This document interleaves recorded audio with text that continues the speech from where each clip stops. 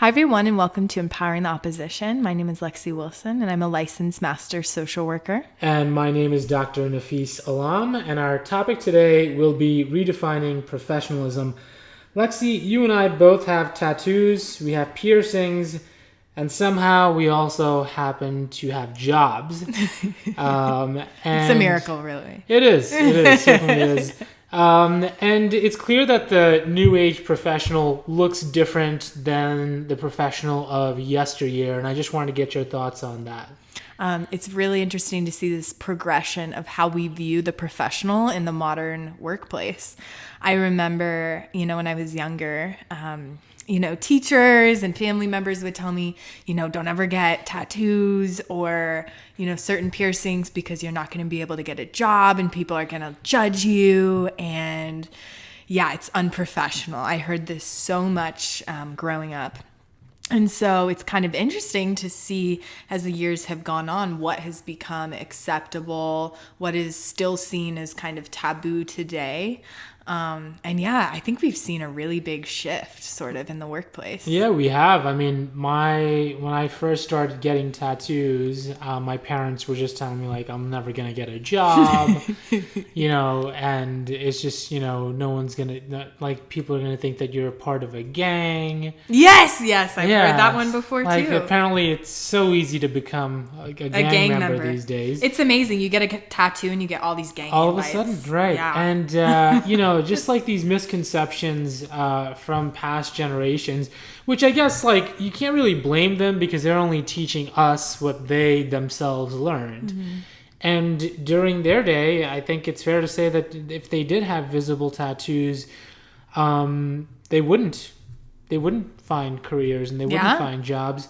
And even, when I was interviewing across the country for an academic position, I had different people suggesting that I do different things. One of my mentors said that, tattoos are really mainstream, and if you wear a polo shirt on your interviews, it'll appear as though you really understand that, you understand progress. You're not living in back in the day. You're embracing society as it is today, and who you are. Right, and therefore you may be a better social worker and a better social work professor.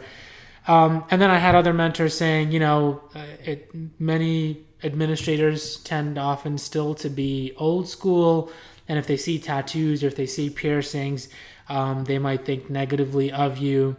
And ultimately, it came down to where are you interviewing. If you're interviewing one of like the coastal schools or close to the coastal schools, and maybe you don't show your tattoos. If you're interviewing in Middle America, you do show your tattoos, but if you're interviewing in Middle America, then you don't show your tattoos and you take your piercings out. It was interesting because now you're almost saying how much of myself can I be based on the audience that I'm around. And so the culture you saw really changed even depending upon the state that you were in as far as the acceptance of tattoos. Well, this was what I was told, but then the more I talk and the more I learn, it's like we're like 5 years past tattoos and piercings being fully mainstream anyway. Yeah. So in my old school, one of the deans had a tattoo on the back of her hand. Mm-hmm. And it was very like prominent, and she was a dean, and she's been a dean for quite some time. And I remember sort of seeing that and thinking, oh, that's really odd, but then maybe it really isn't, because if she wasn't a dean, or if I didn't know she was a dean and I saw the tattoo, I wouldn't think anything of it. But the fact that she is a dean, now I see that tattoo, it's almost like, am I being influenced by old school mentalities as well, thinking like, is this person qualified to be a dean? Meanwhile, I'm covered in tattoos. Am I qualified to be a professor? Yeah. So it's interesting in that sense, because like a lot of the things that I've learned, I tend to project onto others as well, even though I'm sort of the living embodiment of the opposite. You can be covered in tattoos and, be a quality professional. Yeah. I think it's crazy because we don't even realize until we really analyze our thoughts and take an objective look at it, how our own preconceptions about the things other people have told us about tattoos or piercings or what it means to be professional until we look at other people, right? When us ourselves are, could be covered in tattoos and piercings. And, I've seen this kind of, paradigm shift as well. I mean, growing up in a small town in Idaho, no one really had tattoos. No one had, people had like ear piercings, but no one really had nose piercings, anything like that. And then once I got to college, different story, right? Everyone's like tattoos, piercings, And so, I think at the root of it, it's just a really great avenue for expressing people's individuality and really being, the utmost of who they are. Mm-hmm. And I think as a society, we are seeing this shift, and employees are becoming more accepting of it. It's a great way to tell stories and to get to know people and to ask them, hey, why is this meaningful? Why does this have so much meaning to you? It's tattooed on you. Or I think like the perception of the general public is very different. Like the perception of the outsider is different from the perception of the insider. Yeah. So when I started talking to people that are inside of academia and asking them about like, is this going to hold me back? And they're like, no, I'm covered in tattoos too. It's like, not even a big deal. No one cares. Yeah. So what I have found is that, if I'm teaching a class, maybe the first week or two, if I'll roll up my sleeves or something like that, or come in a polo, the students tend to be very surprised. Oh, you've got tattoos. And I'm like, yeah. Yeah. I'm a human being, Yeah. Mm-hmm. So the students tend to be surprised, but I think it's sort of like the kind of surprise that I have been when I saw like my teachers out in the grocery store or something like that. Yeah. It's like, I thought you were in the school all the time. That's all you do. You just work there. Yeah, I thought you live in the school. Yeah. But I think the surprise isn't like, whoa, you have tattoos? I don't know if you're qualified to teach me. It's not like that at all. It's quite the opposite in that, wow, you have tattoos, so you like live life, like you have, you do something other than teach us, and but most of what I do is not teaching not you. Not here, yeah. Right. So it's interesting in that kind of dynamic, and we've seen that in the social profession too. When you're working with clients, and if they find out that, I don't know, like you have a favorite team, or like you have tattoos or piercings, or you go to a certain grocery store, if they find that out, they tend to be surprised, even if it's the only grocery store in town and you live in the same town. They're like, oh, you go to that Walmart too? It's like, it's the only place to shop. It's the idea that a professional is a person. And that idea sometimes actually has to be explicitly stated. I am a professional. You're a professional. Yeah. We get the job done. We have different jobs, but we get the job done. Yeah. Once the job is done, we're chilling. Yeah. We're doing our own thing. We're our own humans. Exactly. I am way different than I am, outside of being professional than I am, on my time off. Like, it's just a part. It's one aspect of who we are. Exactly. The idea of clocking out, going from being a professional to being a person, is what's so from a perception standpoint, so unnatural for a lot of people to sort of grasp. It's like, if you're a professional now, you don't get to clock out and be a person unless like it's explicitly stated. It's like, yes, I've seen some of my students at the rec center hitting the heavy bag. Yeah. And they're like, what are you doing here? And I was like, what do you mean, what am I doing here? What are you doing here? Yeah. It's like, well, I could play the same game. Why aren't you studying right now? Right now, exactly. Why are you in the rec center right now? Right? So students aren't students 24/7, and professors aren't professors 24/7. Yeah. So I think like, that sometimes has to be explicitly stated, but once it is, I feel like you start to understand that people are more than just what they do for a living. Oh, absolutely. It's only one part of who we are, right? I always like the analogy of, people wear different hats, right? They wear one hat around their parents, they wear one hat to work, they wear a completely different hat around their best friends. Like they're all so different, but they're all still aspects of, who we are. And it all in summation is who we are. A really interesting example I like to one of my best friends and roommates, Alicia, she had told me, and I had no idea this was a thing, but apparently in Japan, there's a lot of, beautiful hot springs that they have over there. And what's really interesting is that anyone, even tourists who have tattoos, are banned from going to these hot springs.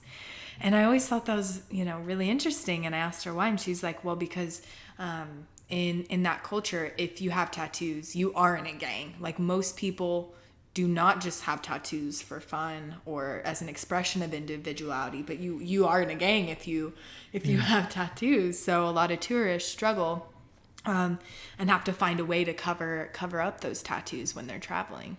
And so I always thought that was really interesting, and it's kind of, where society was back 50, 60, 70 years ago. Like, tattoos were not a thing for the general public, and now it's seen as so much more than that, as an expression of individualism. Yeah, I think it's just the progress that society makes. Everything is taboo at first, right? Oh yeah, everything. Yeah, and then it becomes mainstream, and then the old people sort of die off, and the young people who, took part in that particular fad are now, older and, living professional lives. And we still see the same thing now. Like, it's not, tattoos aren't fully acceptable. I have a friend who is still having trouble finding employment because she has 2 face tattoos, 2 hearts on her right cheek and an XOXO on her left cheek. Small tattoos, nothing prominent. But she's still having trouble finding jobs because tattoos are fine, but tattoo placement, yes. Yeah, tattoo placement is huge, right? So I think anywhere on your face is still super seen as taboo. Like, you never see that, but basically anywhere else is fine. Yeah. What about the neck? The neck, I feel like yes, but only if you're in a very prestigious type of position, right? As a professor, a doctor. A lawyer probably couldn't pull it off, but I think a surgeon or a doctor could. Yeah. So once you've made it, then I think once you've made it, but the reason why I think a lawyer couldn't is because I think the courtroom is forever so conservative, and it would just be really looked down upon, and I think you would definitely have to cover that up. Oh yeah. But I think once you've made it to that level of success, you could definitely have a tattoo. Why is it that there's almost an underlying sense of... It's an earned privilege in a sense. Yeah. It is, but with the lawyers, right, there's an underlying sense of criminality to tattoos, which I guess has to do with prison culture, but it's not confined to prison culture. I also think we way over stigmatize prison culture as if to say anything that happens in prisons must be bad. And to be honest with you, most of that which happens in prison, I'm sure that is bad. Again, I've never been to prison. I wouldn't survive in prison. I think that goes without saying. But the tattoo culture and the camaraderie that some of the people have, like, I don't see all that as bad things. I feel like that's a good contribution to overall society if we can normalize and destigmatize people getting tattoos and piercings. Yeah, and I think going back to what you were just saying about prison itself is so stigmatized. Jail is so stigmatized. And, we have more people in our jails and prisons in the United States than any other country in the entire world. And I think, a lot of the reason why tattoos were so stigmatized in the first place is because of how stigmatized prison and jails are. Not as a place of, hey, we're going to help you. We're going to give you resources. We're going to really help to, just try to reform and help make you, better and give you opportunity. It's a place of shame and a place of punishment and a place, all those bad people go. Perpetual return and recidivism, for yeah, sure. But and that's how people view it. And I think if prisons and jails were seen in a different light, such as they are in, Norway now, they're really focusing on rehabilitation. We would have seen a, probably faster decline in stigmatism of tattoos. Yeah, I agree with you there. let's empower the opposition, though. Yeah. And let's argue against ourselves in this regard. What would be the argument against destigmatizing tattoos? What would be the argument against destigmatizing piercings?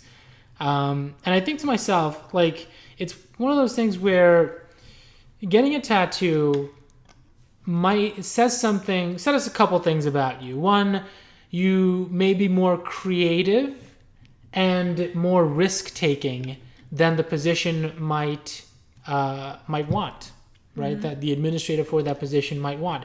Like, do we want our accountant to be tattooed when they're doing our taxes and they're trying to get us all the breaks that we can get, and I see a face tattoo on him and I'm like, he's going to get me audited and in jail? Or maybe not. I mean, this is, we're just arguing against ourselves sometimes just for the sake of it, but also, trying to take that point seriously. The New York Yankees, for example, you have to be no beard. You can't have long hair. So, yeah, go ahead. Oh, that just made me think.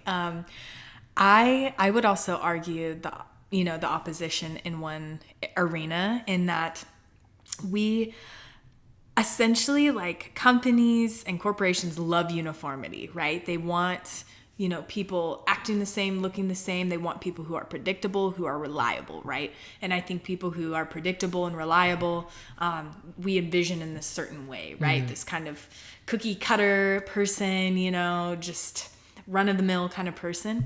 Well, it brought to mind a story that's pretty funny. And in my high school, it doesn't have anything to do with tattoos or piercings, but it's the same kind of thought process. So at my high school, all the guys, like junior and senior year, got together apparently and decided we're going to grow mullets. Yeah. So and it was like the cool thing to do. So yeah. So basically all the guys doing football, baseball, were growing out these mullets that looked ridiculous. Like, there was like one or two guys who could pull it off, okay? But like the rest of them looked atrocious. But what was so interesting was the baseball coaches there got so sick and tired of their boys with these long mullets, ridiculous mullets that were obviously counterculture. Yeah. It's everything kind of tattoos and piercings are in a sense. They forced them to cut their mullets or threatened to cut them off the team. Okay. Yeah. Isn't that ridiculous? Yeah. But it just totally made me think of, like, yeah, people want uniformity. They want people who are predictable. They want... I think it's just maybe like a group mentality kind of thing. Well, the idea of a corporation is that it's almost like an assembly line, right? If one piece isn't functioning the way that it's supposed to be functioning, I want to be able to replace it with a piece that is just similar, like the same, a clone of that piece. So if we were to take the human element of that and put that into corporations instead of the assembly line, then perhaps some of the ideas from an administration standpoint could be that if you're not doing your job, I want you to be as uniform as possible. I want everybody to be as uniform as possible, so that if you need to be replaced, I know exactly who I'm going to replace you with, because the more unique you are, the more difficult you are to replace. Right? So if you bring a unique skill set, it's good for the organization, but it's also bad for the organization, because now the organization is dependent on you. And they rely on you, and they don't want to rely. Exactly. So from that standpoint, that individuality, that uniqueness could be a detriment to your professional acumen, because you're demonstrating that you may be a team player, but there's at least an element of you that is, like you mentioned, counterculture. Yeah. And maybe that counterculture, that individuality element, is one that supersedes your teamwork element, in which case you wouldn't fit into the team. And that could be a way that it's perceived. Not saying that one way is right, one way is wrong, but it is something to be taken into account as far as empowering and arguing on behalf of the opposition to normalizing and destigmatizing tattoos and piercings.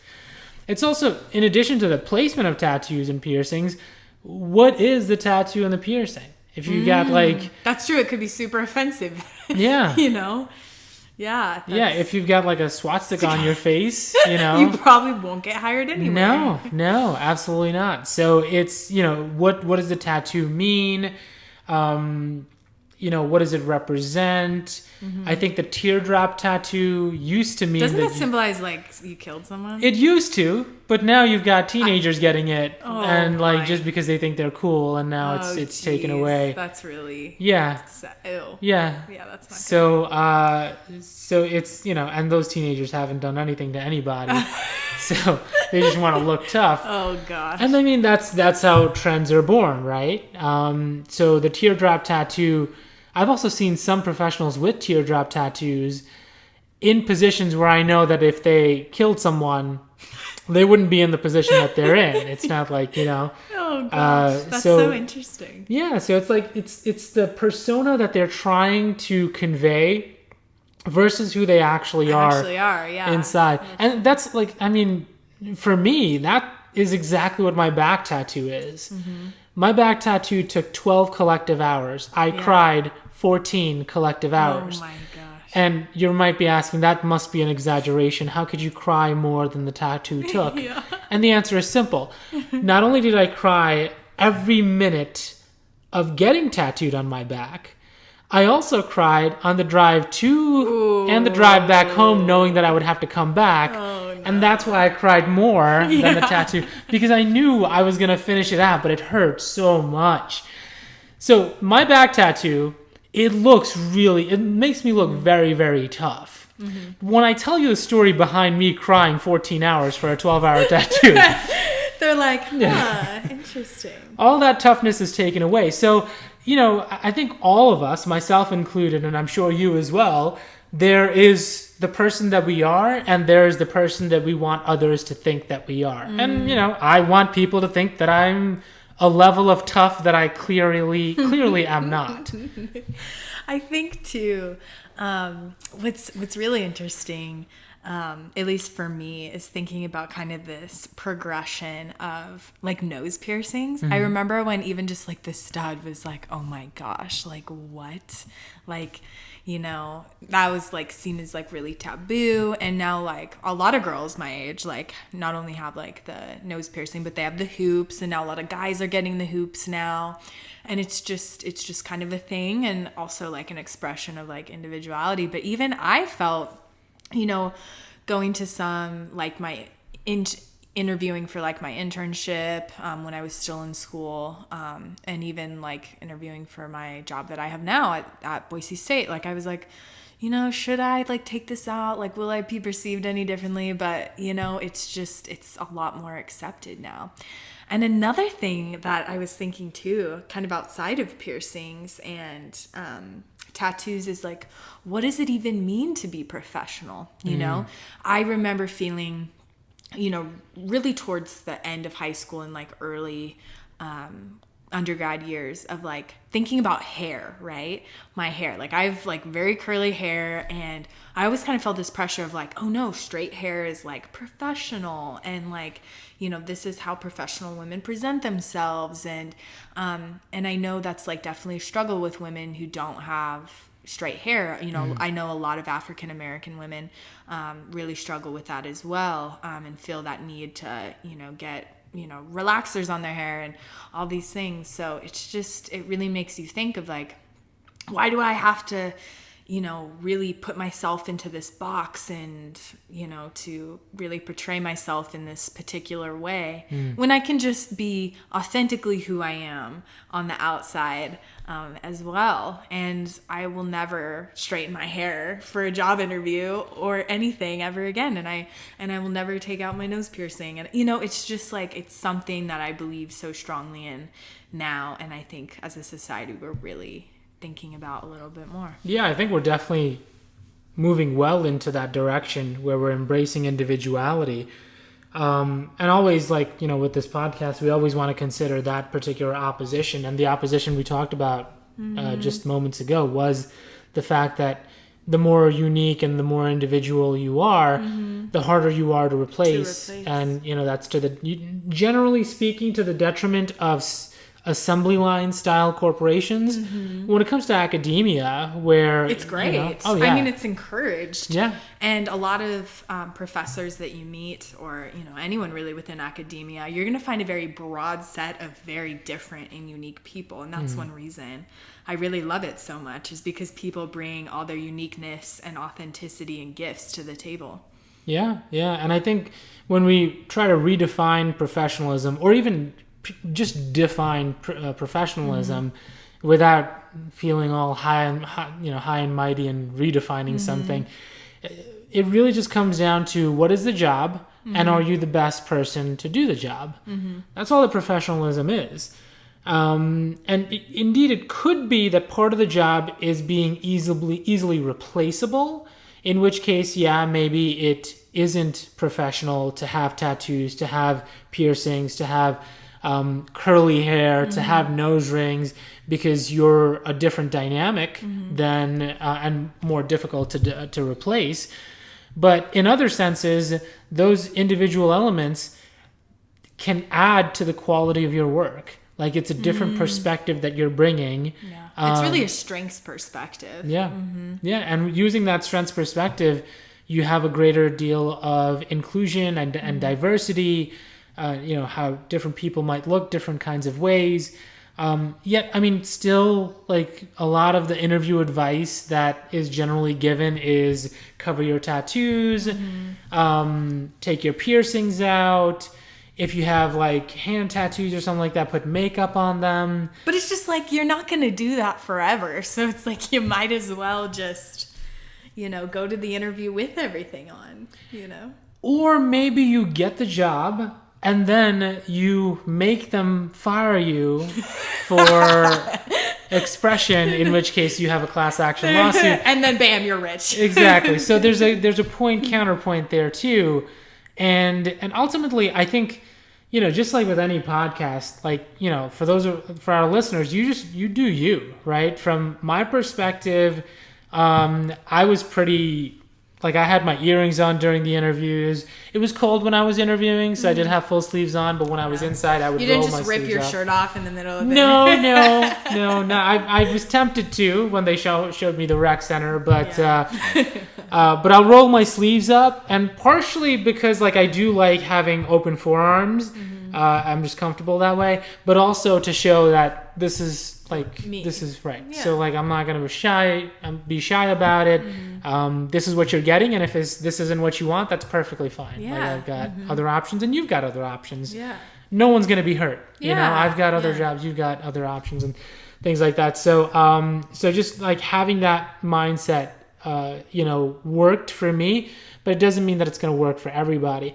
And I also think, like even now, it's, from just walking around campus or hanging out in campus, because it's still warm out, I'll wear polos, and, like, students will come up to me and they'll sometimes sit with me, just random people, not my students, but students random in general. Ones, yeah. And they'll ask me, "Oh, so what are you majoring in?" And I was like, Nothing. No, I'm not, like, I'm just here for fun. Yeah, exactly. Do you remember I went to get my ID? Oh, yeah. And, like, they had me in the student pile.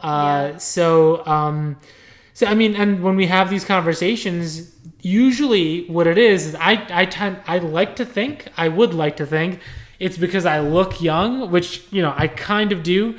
But generally speaking, the conversations are about, I didn't know professors had full sleeve tattoos. Like, I didn't know that was a thing. And, like, I, just try to be honest with them, because I do know some other professors there, and they do sometimes cover up, but I've seen them outside, like, just on the Greenbelt or something like that, or Quinn's Pond, and, they've got tattoos and they're just hiding them because they want to. And I don't want to, which is perfect. Either choice is fine. Mm-hmm. Yeah, I think just thinking about the way, we've really progressed is really interesting. And I'm really interested to see what professionalism looks like, 20, 25, 50 years from now. Yeah. What is it going to be? I think it's going to be probably, like, even crazier. Lip tattoos. Lip piercings. Eyebrow piercing. I forget what, like, the middle of your nose. Is that a septum? Septum piercing, maybe? I guess. Yeah. or the eyebrow piercing Yeah. too. You might have more Mike Tyson style face tattoos that are normalized. And once that happens, if that ever happens, I think I'm totally getting a PhD tattoo on my face. Might as well. Yeah, might as well. Just walk around with that. No, you could do a small teardrop PhD. Oh yeah, that's You're crying your PhD. You're crying my PhD. People think that I'm tough, and they're like close to my face. Like, oh, never mind. Oh, You're what? okay. I wonder, what about professional dress? Do you think professional dress will get more casual? Will get more individualized?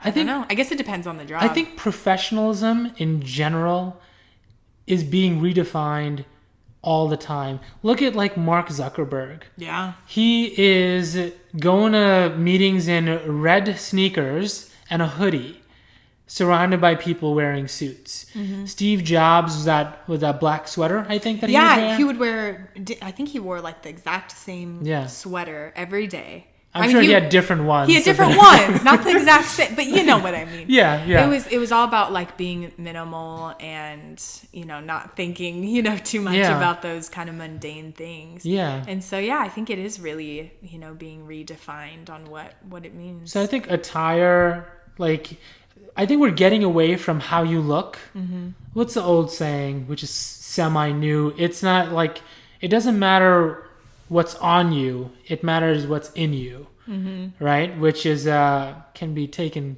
in a very creepy way as well, but let's not go in that direction. Yeah. So it's not what's on you, it's not how you dress, it's not what you have, like your tattoos, it's not your piercings, it's not your outward experience, outward appearance. Rather, what's in you, as in what are you capable of? How advanced is your thought process? How stable is your emotionality? Can you handle stress? Yeah. You can't really tell that just by looking at someone. And I think we're really quickly getting away from professional attire. Even my brother was telling me, I don't know how long ago we had this conversation, but we used to be like just accustomed to businessmen wearing ties. Yeah. Now a tie is seen as someone trying way too hard. Yeah. So you put on the whole suit, but you leave the tie at home. So it's like, that's the new, more professional. So what used to be the most professional is the person wearing the tie. Yeah. Now the person not wearing the tie is slightly more professional than the one wearing the tie. The tie, because that guy's trying too hard. And this guy, it's like the lack of the tie is saying, I want this job, but I don't need this job. You need me. But the guy with the tie is like, I desperately need this job. Exactly. What's actually pretty funny too is like thinking in this like really weird era now of the COVID Zoom, technological meetings and everything. I'm like, my professional attire, I kid you not, is sweats and I'll throw on a cardigan. That's it. Yeah. I will throw on a cardigan and that's as good as it's going to get for the day. There have been times where, when I'm teaching on Zoom, I have a shirt on, a button down, and boxers. Yeah. Like we all do it. Like we can't even lie about this. Like everyone does it, you know? It's just like, why do you need the slacks when you can just throw on some sweats or some yoga pants or whatever? Yeah. And I think just, from my point of view, I think one of the beneficial experiences for me in trying to mentor future generations has been, I've had several students reach out to me and say, so you're saying that I can get tattoos and be successful. And we've had these conversations and, it's comforting to me to be able to comfort them in helping them understand that the choices that they make in personal expression are not going to hold them back professionally. And, within reason, of course, right? With the reasons that we talked about. Yeah. But just for them to know that is comforting to know, and just to see their faces, to understand that, yes, I can get tattoos. I can be who I am. I don't have to put a muzzle on who I am and how I'm going to be just to land that dream job. You can essentially have it all from this point of view. Yeah. You can be the best professional and be the best person. An individual. Both at the same time. Yeah. Yeah. And I think that's where we're headed now, which is I'm glad that I am a new incoming professional in this era. Yeah. Because I think I'm able to be fully myself in ways that I wouldn't have been able to, 5-10 years ago. Yeah. But, it's also to the detriment of uniformity. So, we've covered the pros and we've also covered the cons. And let's not pretend like that there are no cons, right? So the lack of uniformity makes corporations harder. It's a difficult adjustment for corporations and organizations to make. Yeah. And I think for some, like we were saying, in the academic setting, it can help them to flourish. But in other settings, not in universities, really more kind of like corporate settings, that's where I think you really see the detriment of losing that uniformity. Yeah, it's true. Well, that's all the time we have for today. I'm Dr. Nafis Alam. And I'm Lexi Wilson, a licensed master social worker. This has been Empowering the Opposition. See you next time.